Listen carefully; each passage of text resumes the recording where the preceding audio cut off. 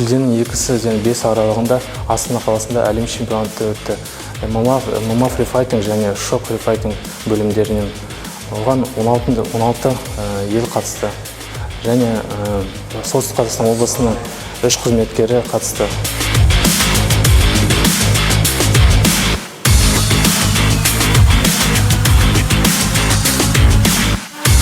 Помимо наших СНГ приехали еще сборная команда Грузии, Азербайджана приехала, Южная Корея была сборная Афганистана приехала. В общем, турнир получился хороший, такой масштабный, более 1500 человек участвовало.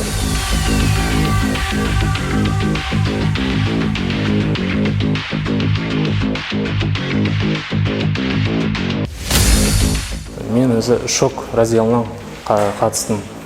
Онда 3 жекпе-жек өткізіп, соны 3-ші жекпе-жекте ресейлік спортшымен шықтым. Сонда 1-ші орын алып ие болдым.